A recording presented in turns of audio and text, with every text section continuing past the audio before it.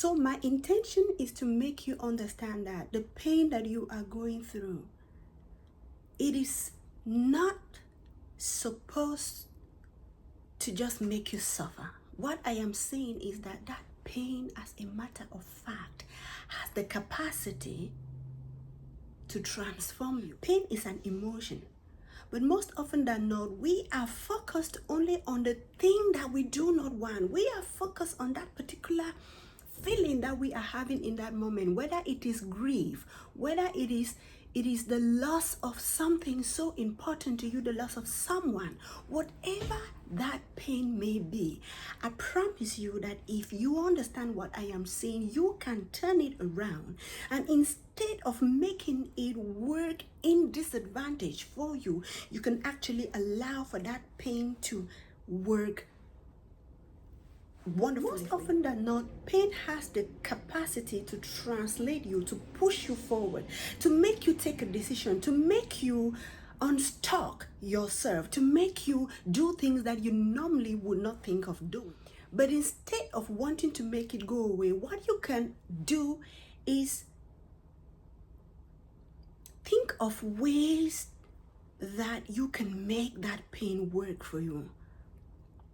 Like the waves on the sea, you can glide on the waves of that pain and enter into a realm that is very transformational. Now I'm talking to you from personal experience. I remember a time this thing happened to me when I was a young child. There was this situation that has come on my family. My father had lost his job and all of my siblings were in college, including myself. But they came to this conclusion that one of us has to step out of school. And guess who that one of us was? It was me. And so I had to stay home and watch my friends move onward, went to the next class. Meanwhile, just because of poverty, I had to watch my friends move on to the next class, and I stayed home that year. I was bitter. I was so angry.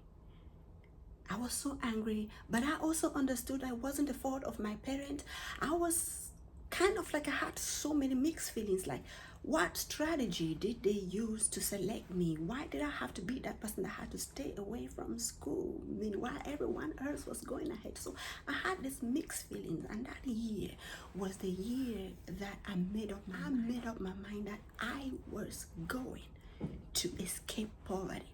I decided that poverty is a bad thing and that I will not, for any reason, allow for poverty to make me treat my children like this. I promise it to myself that my own children shall never have to go through this kind of a thing that I've gone through. And because of that, I made up my mind. And I started dreaming, and I told myself that I will have to do something that will get me out of this place, so that I will be in a place where I do not need to be in this kind of lack. And guess what?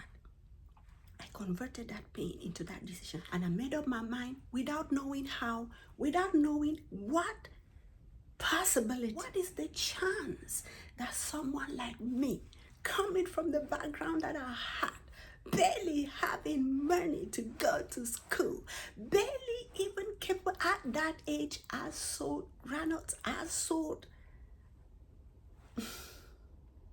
anything, mangoes, anything you can think of, just to be able to, stay afloat, just to be able to meet up with certain expectations, certain needs.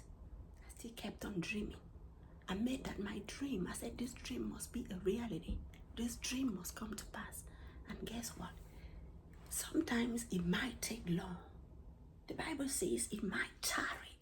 But if you don't stop dreaming, it will come to pass. Because I made that decision 7 years later. I am not sure how it happened, but God connived with the universe one way or the other. And I was selected, and I was given a scholarship to come and study in Belgium for free. Now my question to you, if I did not dream, if I did not make up my mind, by the time that the German government, by the time that the Belgian government will go like, we are looking for people to give them scholarship, I would never even be part of the equation. You get? So what I am saying to you is this: whatever pain you are going through, do not allow that pain eat you up. Instead, use that pain like an instrument. Use that pain like a weapon. Use that pain, turn it around and make it work for you, so that next time the enemy wants to throw such a pain at you, he will be like, no, we are not doing this again, because the last time we did it, it benefited her so much. The Bible actually says that those that crucified Jesus, they regretted, and they actually said, if we had known, make that pain work for you. Yes, you can make that pain work for you. And everything I share with you, I share it from a place of experience. I do not come on here, sit and say blah, blah, blah. No. Anything I'm telling you is something that has been tested and it has worked.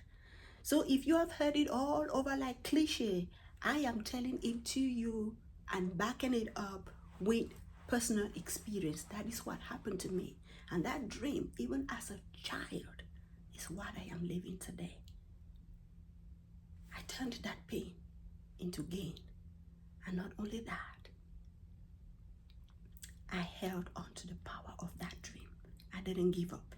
Even though my surroundings and everything suggested that, not your time.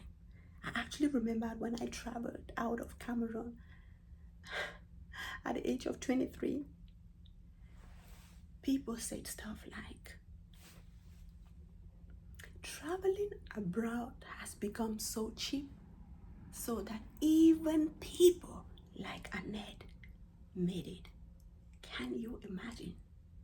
So, becoming something significant, becoming someone special is a cheap and an easy thing, because it is a decision you make and you stand by it. And whatever it is that you want to become, if you make that decision and you stand by it, in pain and or without pain, you will become it. So I hope that this has motivated you one way or the other. If you haven't subscribed to my YouTube channel, go ahead and do it. I really do appreciate that, because you know what? The only way that you can literally thank me if this has helped you is by clicking on that subscription button. It takes you nothing, and it's a way of helping me grow, helping this channel grow. And well, I can already just tell you thank you for that, and I hope to see you next time. And until then, stay blessed.